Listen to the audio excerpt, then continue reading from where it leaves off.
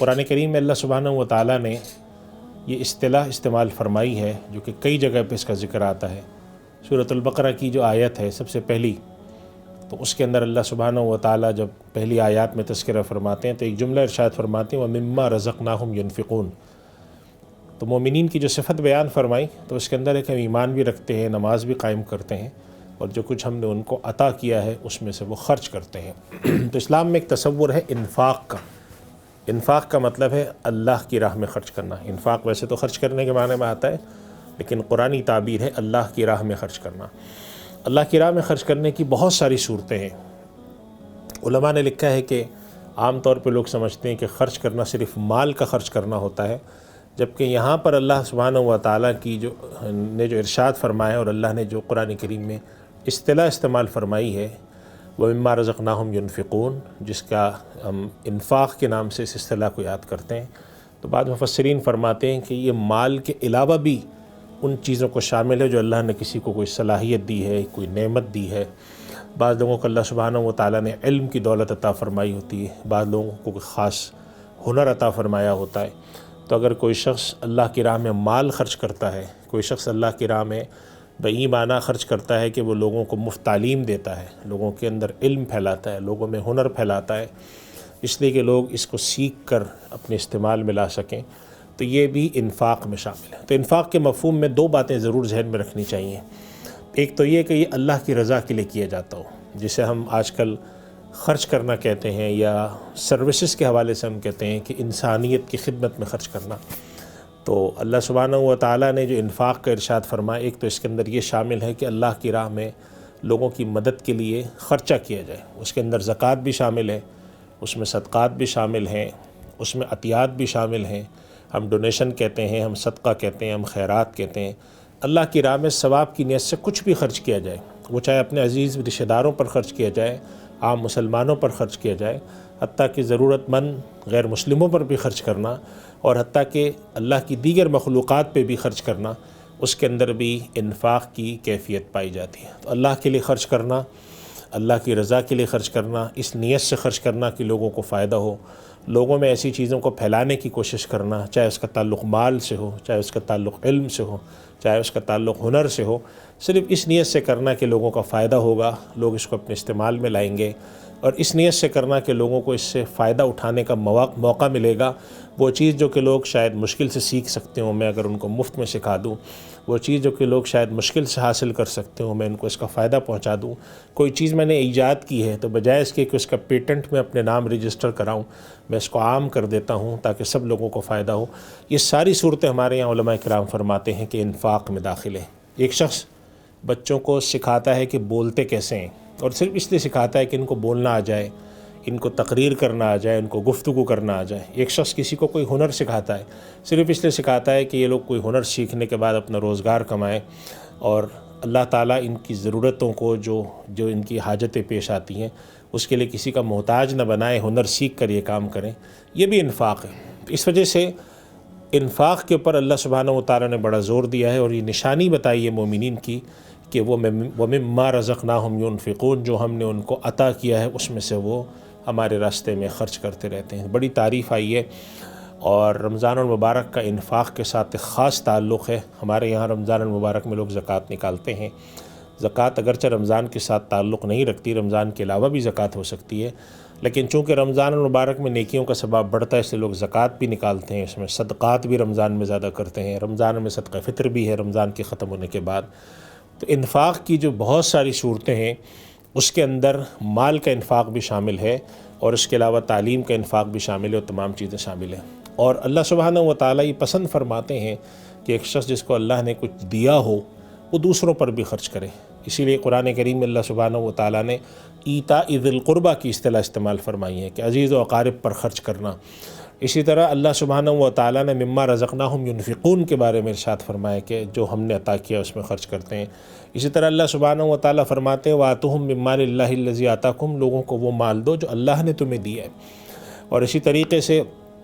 اللہ سبحانہ و تعالیٰ اپنے نبی صلی اللہ علیہ وسلم کو سورۃ والضحیٰ میں مخاطب کر کے فرماتے ہیں وَأَمَّا السَّائِلَ فَلَا تَنْهَرْ، اگر آپ کے پاس کوئی ہاتھ پھیلانے والا آتا ہے تو آپ اس کو جھڑکیے نہیں، اس کو یا تو رسانیت سے بہت نرمی کے ساتھ منع کر دیجیے یا کچھ ضرور دے دیجیے۔ ان سب چیزوں کے پیچھے یہ ہے کہ اگر اللہ نے تمہیں عطا کیا ہے تو تم لوگوں کا خیال رکھو۔ نبی کریم صلی اللہ علیہ وسلم نے اس بات کی طرف 2-3 چیزوں سے ارشاد فرما کر اشارہ فرمایا ہے۔ ایک تو فرمایا کہ تم میں بہترین لوگ وہ ہیں جو دوسروں کے لیے نفع مند ہوں۔ اسی طریقے سے فرمایا کہ جو دینے والا ہاتھ ہے، الید العلیٰ، اوپر والا ہاتھ نیچے والے ہاتھ سے بہتر ہے، یعنی دینے والا ہاتھ لینے والے سے بہتر ہے۔ تو اللہ سبحانہ و تعالیٰ نے اگر کسی کو دینے والا بنایا ہے تو اس کی بہت بڑی نعمت ہے، اور اللہ سبحانہ و تعالیٰ کی اس نعمت کا شکر یہ ہے کہ انسان دینے والا بنے، ہمیشہ اللہ کی راہ میں خرچ کرے۔ اور ایک اور اللہ سبحانہ و تعالیٰ نے ایک اور بات کی طرف اشارہ کر کے لوگوں کو تلقین فرمائی ہے۔ اللہ سبحانہ و تعالیٰ فرماتے کہ ایمان والو لا تبطلوا صدقاتکم بالمن والاذی، جو تم اللہ کی راہ میں صدقہ کرتے ہو، اللہ کی راہ میں مال خرچ کرتے ہو، یاد رکھو اس کو ضائع مت کرو، اس کو تم باطل مت کرو، اس کو رائگاں مت کرو، اس کو بالکل بیکار مت جانے دو۔ کن چیزوں سے؟ 2 چیزوں سے، بالمن والاذی، یا تو یہ کہ تم احسان جتاؤ، آپ نے کسی کے ساتھ احسان کیا،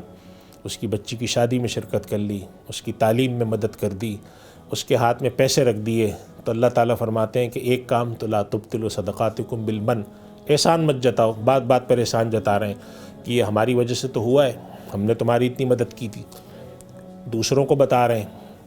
اپنی بات کو لوگوں میں پھیلا رہے ہیں۔ تو ہمارے یہاں بسا اوقات ایک تصویر آتی ہے کہ ایک صاحب کسی کی مدد کرنے گئے تو ہاتھ میں سامنے رکھ کے اس کی تصویر کھنچواتے ہیں۔ انفاق کی یہ صورت پسند نہیں ہے۔ اللہ سبحانہ و تعالیٰ کے بارگاہ میں نبی کریم صلی اللہ علیہ وسلم کا ارشاد ہے کہ اللہ کی بارگاہ میں جو قیامت کے دن لوگ حاضر ہوں گے تو ان میں سے بہت سارے وہ لوگ جن کے اللہ مغفرت فرمائے گا، ان میں سے ایک وہ لوگ ہیں، ایک وہ شخص ہے کہ جب اس نے اللہ کی راہ میں کوئی صدقہ دیا، حدیث شریف میں آتا ہے اس کے دائیں ہاتھ کو نے جو صدقہ دیا تو اس کے بائیں ہاتھ کو نہیں معلوم کہ دائیں ہاتھ نے کیا دیا، یعنی کہ اخفا ہے، پوشیدگی ہے، ایسے طریقے سے صدقہ کرنا کہ کسی کو معلوم نہ ہو۔ تو انفاق کے اندر ایک چیز یہ ہے کہ جتایا نہ جائے، ایسی چیزیں نہ اختیار کی جائیں جس سے سامنے والے کو پتہ چلتا ہو کہ آپ جتا رہے ہیں، آپ نے لوگوں کو پر خرچ کیا ہے تو آپ لوگوں کے سامنے جا کر تذکرہ کرتے ہیں۔ دوسری بات فرمائی بالمن والاذی، تکلیف دے کے، تکلیف دینے کے کئی طریقے ہیں کہ آپ نے کسی آدمی کے ساتھ کوئی احسان کیا تو اب اس کے ساتھ آپ نے بدسلوکی شروع کر دی، اس کے ساتھ بدتمیزی سے بات شروع کر دی، اس کے ساتھ حقارت، تحقیر والا رویہ، حقارت آمیز چیزیں شروع کر دیں کہ یہ تو ہمارے ٹکڑوں پہ پلے ہوئے لوگ ہیں، ہماری مدد سے یہ لوگ آگے بڑھتے ہیں۔ تو یہ ہے اذیٰ، اذیت پہنچانا۔ یہ دونوں چیزیں اللہ سبحانہ و تعالیٰ نے منع فرمائی ہیں۔ نہ تو تم اپنے صدقات کو ضائع کرو جتا کر، اور نہ ضائع کرو کسی کو تکلیف پہنچا کر، دونوں چیزوں سے اجتناب کرنا چاہیے، اور ہمیں اس چیز کی طرف اپنی اولاد کو بھی تلقین کرنی چاہیے۔ اور آخر میں ایک بات عرض کرنا چاہتا ہوں، اور وہ یہ اہم بات یہ ہے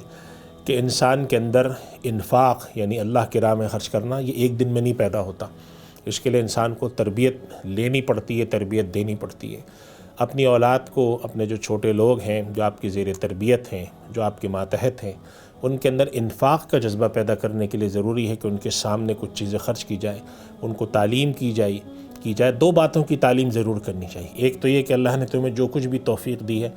1 روپے کی دی ہے، 5 روپے کی دی ہے، 100 روپے کی دی ہے، 1000 کی دی ہے، اللہ کی راہ میں خرچ کرو، لوگوں کی مدد کرو، لوگ ضرورت مند ہیں ان کی ضرورتیں پوری کیا کرو۔ ایک تو یہ تلقین کرنی چاہیے، اور دوسری یہ تلقین کرنی چاہیے کہ جب تم کسی کی مدد کرو، کسی پر انفاق کرو، تو یہ دل میں رکھو کہ اللہ تعالیٰ نے تمہیں اس قابل کیا ہے کہ تمہارا ہاتھ اوپر ہے، تو اگر اللہ نے اس قابل کیا ہے تو اس کا شکر ادا کرو، اور اس کا کم ترین شکر یہ ہے کہ انسان اس نعمت کو اگر وہ بندوں تک پہنچا رہا ہے تو اس نعمت کو اللہ کی طرف سے احسان سمجھے۔ اللہ تعالیٰ نے اگر کسی کو رزق دینا ہو اپنے پاس سے دے سکتا ہے، لیکن اگر کسی کو وسیلہ بنا رہا ہے تو اس شخص کو اس کے اوپر شکر گزار ہونا چاہیے کہ پروردگار تو نے مجھے اس قابل کیا کہ میں تیری بارگاہ میں تیرے بندوں تک رزق پہنچاتا ہوں۔ اس کے اوپر ناز نہیں کرنا چاہیے، گھمنڈ نہیں کرنا چاہیے، اترانا نہیں چاہیے، اور جتانا نہیں چاہیے، لوگوں کو تکلیف نہیں پہنچانی چاہیے۔ اللہ سبحانہ و تعالیٰ انفاق کی کیفیت اور یہ جذبہ ہمارے اندر پیدا فرمائے، اور جو ہم اللہ کی راہ میں خرچہ کرتے ہیں، جو اللہ کی راہ میں ہم دوسروں تک پہنچاتے ہیں، اس کے اندر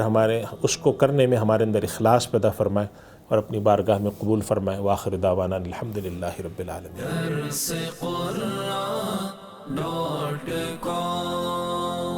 www.darsequran.com